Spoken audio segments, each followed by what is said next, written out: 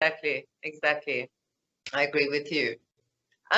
Sarah, with your TEFL course, was there anything that they sort of touched on, but you feel that they should have given more, could have given more focus on?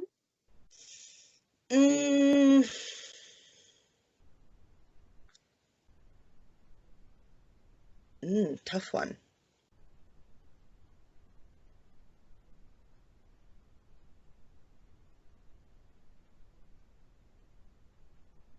I think that there could have been more emphasis on, okay, so now obviously I know that this is an industry which is constantly changing.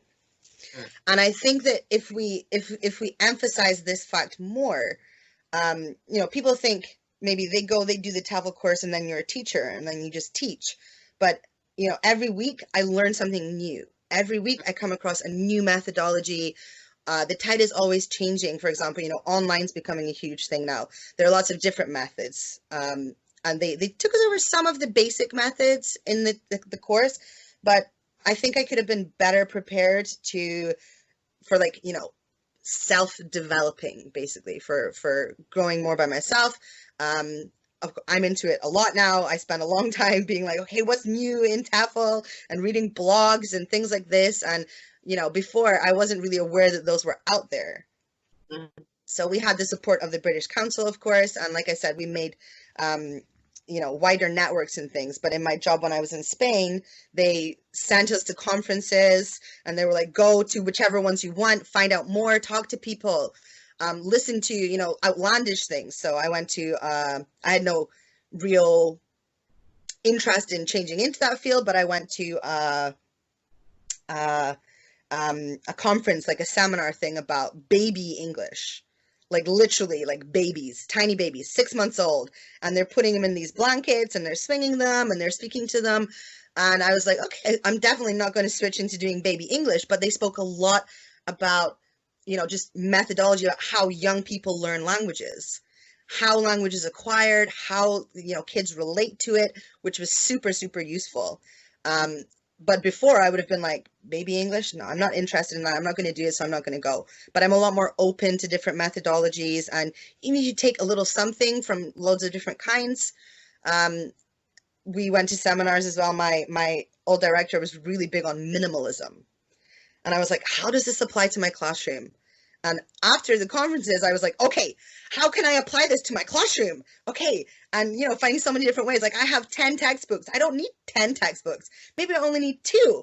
And then I personalize them myself, and I have all this stuff on the walls. Nobody reads it. I'm taking it down. I'm putting up something more interesting, or, things like that. So just be aware of the ability to constantly change your ideas, constantly change your style. You don't have to be this teacher or that teacher. You can just incorporate so many more things from outside. And again, my kids kind of, they're like, how do we keep up with this teacher? But it keeps it so interesting for them. I'm like, okay, guys, I read this new thing and we're going to do this today in class. And they're like, all right, cool, great. They're very, very receptive, which is good. Because it's something they don't get in their classroom settings. So I have smaller classes, so it makes it easier. The whole relating thing and the interest thing makes it a lot easier. So yeah, I think just nurturing kind of constant development and, showing people that there's a huge network of things out there that you can always use in your classes. And that is important, because when you do a course, you're only really working with one person, but there's so much knowledge out there and there's so much wisdom. Every teacher has a different way of adjusting a game or doing something differently, that every single teacher out there has a different way and has something to teach. So there's never a time where you should become complacent as a teacher. There's always something to learn. Absolutely. Yeah, absolutely. I couldn't agree more. That's exactly it. And I think that doing my course where I did, it was very much the British Council way. This is how you lesson plan. This is how you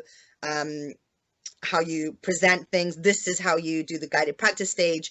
And that was all very useful. But I think if it had been more personalized and, just more focused on the whole innovation of not just yourself as a teacher, but the industry in general, would have been more helpful at that time. I got there eventually, but it would have been helpful. As we all do. Yeah. Sarah, just one last question. What is one piece of advice that you would give to a new teacher? One piece of advice I would give to a new teacher is stay calm. Stay calm. When I was doing my course, oh my gosh, I had one lesson.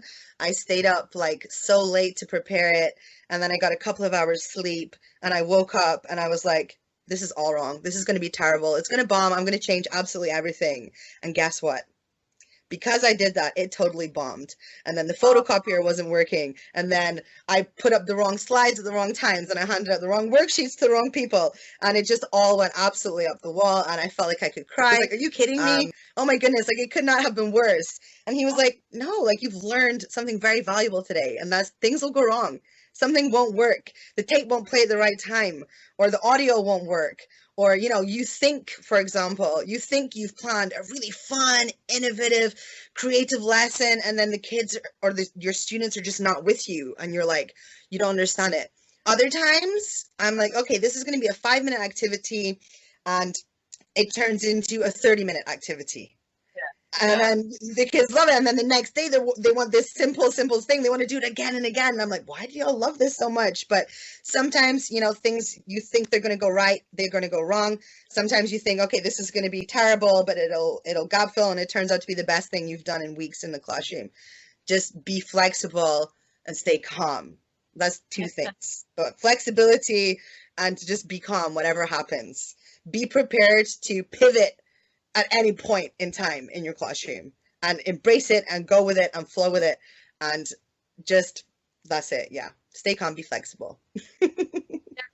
Also, I mean, it doesn't matter how good you are, you're still going to have the occasional bad day, and it happens to the best of us. And just being prepared for that, but also, you know, being able to work past that and seeing why it went wrong, and reassessing yourself and your lesson and moving from there. But yeah, just to be also a little bit gentle on yourself as well, because they are going to go wrong occasionally. We're not robots. We can't be perfect all the time. Absolutely. Yeah, be gentle with yourselves.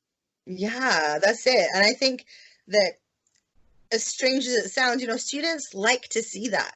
Because in a lot of cultures or in a lot of places, you know, teachers are on this kind of pedestal, and sometimes they feel like they maybe can't relate, or they shouldn't express themselves properly to us, or we're not really, you know, connectable or relatable as humans. And one of the funniest things was I was in Spain, and I was in the supermarket, I was in Mercadona, and my kid runs up and she's tugging on my shirt, and I turned around and I was like, oh, hi, Araceli, how are you? And she was like, and she ran away. And the next day in class, she was like, teacher, I saw you in Mercadona on Saturday. And I was like, yeah, I saw you too, but you didn't speak to me. And she was like, I know, yeah. And then she was just like, you were just doing your shopping. I was like, I know, just doing my shopping on a Saturday, like a normal human almost, you know? And she was like, seeing a teacher outside of the classroom was like, oh my God, they have lives. She's buying tomatoes and strawberries and some cooking oil. And it's just the craziest thing this kid has ever seen. So yeah, I think seeing us as human people as well really helps them. So when we make a mistake, it's showing them it's okay to make a mistake. When something goes wrong, it's okay when something goes wrong too. And it just makes the whole experience a lot more human. So that's good. Don't kind of the learning experience for yourself and for the kids. And yeah, it's sometimes through the difficult parts that we learn the most, isn't it? I would say it's mostly through the difficult parts that we learn, you know. So yeah, embrace it. Sarah, thank you so much for your time. I really appreciate you speaking to me today.